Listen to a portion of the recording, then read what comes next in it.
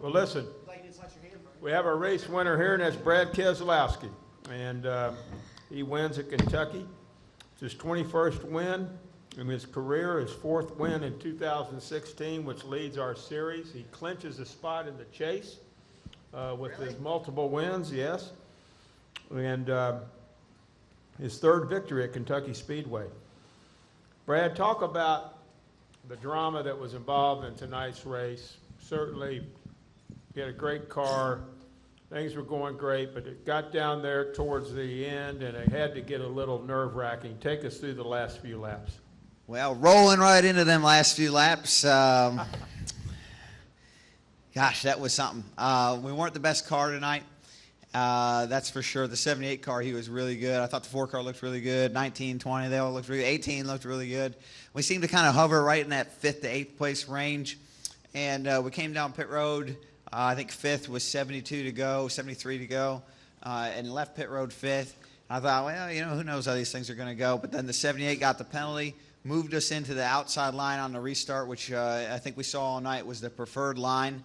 I was able to clear the 2 inside cars, I don't remember who they were, and get into turn 3 behind Kevin. And I was about half a car width back, which I had a pretty good idea if I could stay within a half a car length of him that I could, create an aero wake behind his car and loosen him up a little bit without touching him. And sure enough, we went down the corner, and it looked like he got really loose, and I was able to make the move and get by him.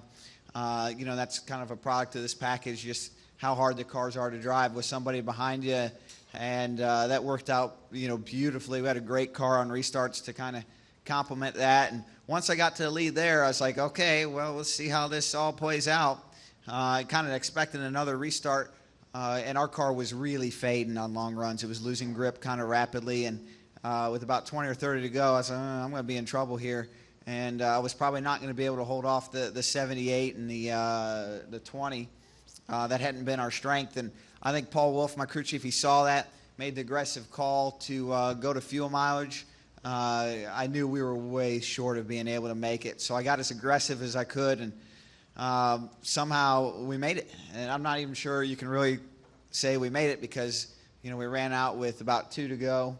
And it was, by running out, it stumbled really, really bad. And I was able to just somehow limp it around the last 2 laps and stay ahead of Carl and bring her home. So that was something. This is a night I'm not going to forget. Last year we came here, I thought we were the best car, and it didn't catch a single break, didn't execute, and those 2 things kept us out of victory lane, not just here, but a lot of times last year. And this week, we caught some breaks, we executed, and we were able to win. So not the fastest car, but it's still a hell of a team effort to be proud of. Questions for Brad, raise your hand. We'll start with Jeff, we'll go to Jim, and then Tucker. I don't know if this is a good first question for you, but I wanted to ask about the racing tonight in general. It wasn't as good as last year's Kentucky race, maybe. What's the bigger factor in that? Was it the surface or the lower downforce package just didn't work? What do you think? Well, anytime you have a repave, the track gets a lot narrower. I think we saw that tonight. Tonight was one of those nights where I think everybody's challenged to define what great racing is. I would probably say that, of course, Kentucky last year was an incredible race. It would be tough to beat that ever on a 1.5-mile racetrack. But I would also say that the cars are, the new rule package makes them harder to drive and requires a lot more precision as a race car driver. And I can appreciate that about the race. We're still facing and fighting the same dilemmas in our sport of the lead car having a significant advantage over other cars in the field. But that advantage seemed to go from, on maybe a 1 to 10 scale from a 8 to a 6 or a 7 here, which I think is good. But until the track widens out and gets multiple grooves, I honestly think this is the best race you're going to see on a repave. Let's go to Jim. I think you had a question. Go to Jim, Tucker, and then we'll go. Do you have one, Tim? Not yet. Okay. Tucker, and then we'll go upstairs. Go ahead. Jim Utter, motorsports.com. Late in the race, but before you and Paul and Joey were talking about fuel mileage, you said something to Paul. You had a discussion that he had done, or you thought he had done everything he could to the car as far as changes, but you needed something on the outside to happen. Was it a change? Were you referring to kind of what you were talking about, a change in circumstances, or getting that opportunity to be in clean air or on the outside? I was referring to we needed to start the weekend over with a different car. That's kind of what I meant, because the changes we were doing in the car, we were kind of maxed out. You got all these knobs in the car and adjustments you can do to it. Once the race starts, and we had kind of just turned them all, and it was like, well, there's nothing left to turn here, and all we were going to do was make ourselves worse in one area. It's like, well, just leave it alone. Let's finish the race out the best we can, and that was kind of where we were. I think, like I said, we're not the fastest car. We have a lot of work to do from a speed standpoint after tonight. That's not what won us the race. So the 78 car, I think, was heads and tails above everyone else, and there were probably a handful of others who were maybe a touch better than us as well. So we still had a lot of work to do when tonight was over. Let's go to Tucker, then we'll go to Tim, and then we'll go upstairs, and then back to Gary. Go ahead. Tucker White, SpeedwayMedia.com. Now, Brad, you kind of touched on this when you answered Jeff's question, but from your point of view as the driver, what impact would you say the lower downforce package had on the race, especially considering it just been repaved, the track? Well, it won me the race. Without the lower downforce the lower downforce package today, I don't think I would have won the race. I would have never made the move I made on the 4 car, and that would have been it. So there were certainly moves you could make today that you couldn't make before with respect to getting behind somebody and being able to alter the way their car drove. And that's a part of being a race car driver. That's a part of this package. How much did the track being repaved play into the race itself? I mean, dramatically. It played into everything this weekend. The line you ran on the racetrack was significantly different than the line you would normally run here.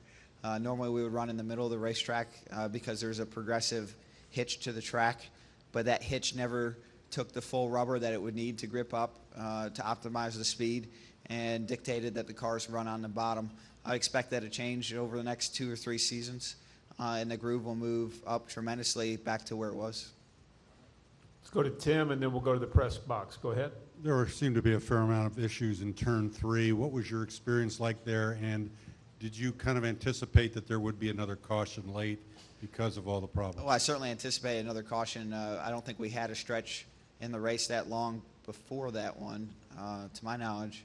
And yeah, I anticipated a lot of problems in turn 3.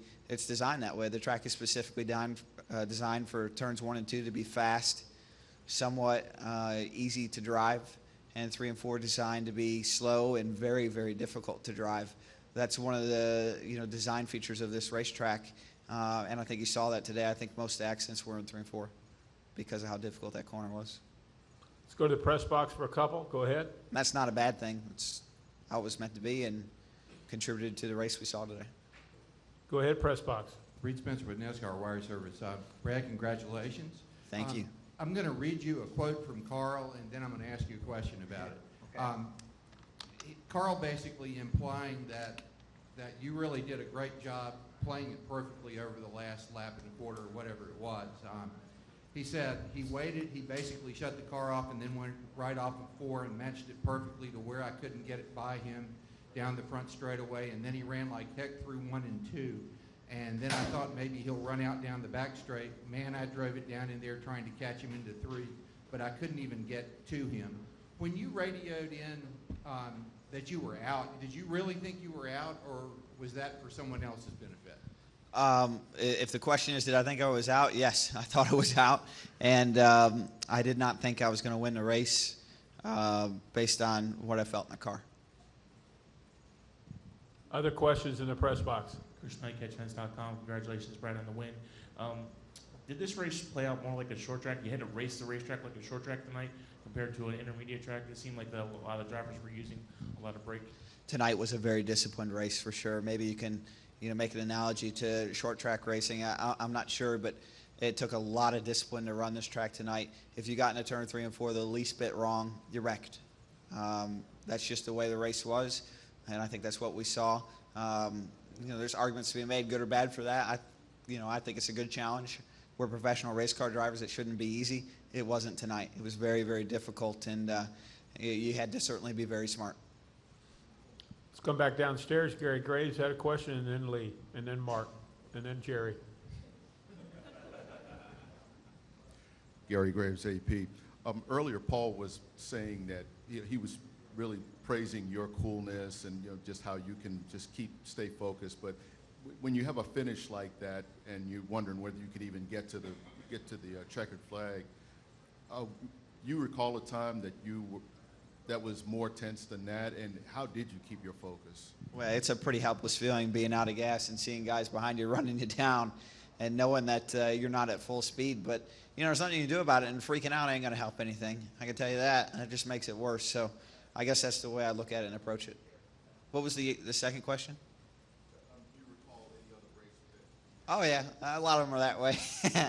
Yeah, I mean, the Daytona and Talladega feels that way because at any given point, the cars behind you can always develop a run to pass you. And so leading there at the last lap is not very fun. Let's go to, I think we had Lee and then Mark.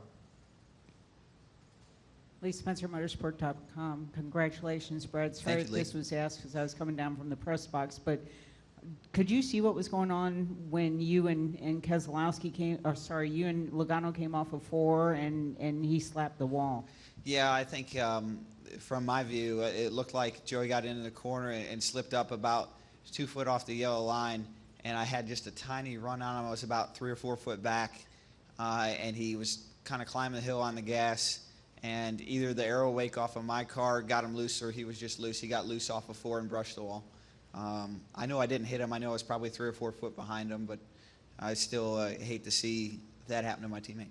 I know this was asked earlier about turn 3, but can you talk about what that sensation was like when you come into there? I mean, do you guys lift, or are you just trying to get control or get your car pointed in the right direction? You're just trying to survive 3 and 4. I mean, it's every time you go in there on a restart, it's as hairy as it can get, and it's extremely challenging for sure to go into that corner as a pack and try to make it out of there. And I think we saw quite a few times where we didn't.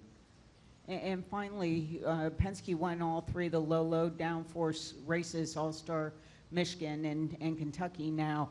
Can you talk about, what it Well, All-Star, real quick, I don't think All-Star was low downforce. I think that was low skew. Okay. But yeah, not to get technical on it, but they changed it pretty. But anyway, Michigan, at least Michigan, the low, and then that, and Michigan and here. Can you talk about the testament to the guys at Team Penske and being able to? Yeah, it's good. Yeah, I think, to be clear, I thought we were much better at Michigan than we were here at Kentucky with both or all the cars. Today we were not the fastest car, but I'm still very proud that we're able to get in victory lane. We're very competitive. Rules changes are always tough, but I still think the Gibbs cars were a touch in front of us, and probably the 4 cars as well. Let's take 2 more questions. We'll go Mark and in with Jerry. Still really proud there, Lee. Thank you. Mark Story, Lexington Herald Leader. 2 things, Brad. Kentucky Speedway, there was a lot of talk about trying to age this repave so that it wouldn't drive like just a brand new track. From your perspective, did that work to any extent? Yeah, I think the track did all they could do. They brought that tire machine out here, which was unsung hero, because without that, this race would have been a flat-out disaster. And that somewhat opened it up to where you could run the second group without wrecking. Hopefully that machine will make it to a few more tracks this year. But I thought that was a critical step by the racetrack that they probably got about 20% of the credit they deserve for making that step. But beyond that, there's other challenges we have. We need the tracks to take rubber faster. We got some things we got to work on there with respect to getting the tires to do that.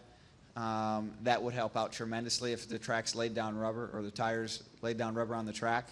I'm not sure there's a lot the track could do about that. This track is located, fortunately or unfortunately, depending on how you're looking at it, right in that frost belt where it freezes and unfreezes many, many times over the winter. That should help significantly with the curing and aging process. But I think really the key is, will the track take rubber here over the next 2 or 3 races to where it widens out? And if it does, and when it does, I think you'll see the racing to Jeff's point, get very similar to what we saw here last year. And this is hard hitting. What are you going to do with the second jukebox? Well, it's a bigger jukebox, so I'm going to get rid of the first one. No, I'm just, you ever seen Indiana Jones, you know, the ark where it goes in the basement to never be seen again? That's going to happen to the smaller jukebox. And the big jukebox is going to get put out front somewhere. Final question. Orange Racing Network, Kicking the Tires. I want to take you back to Friday.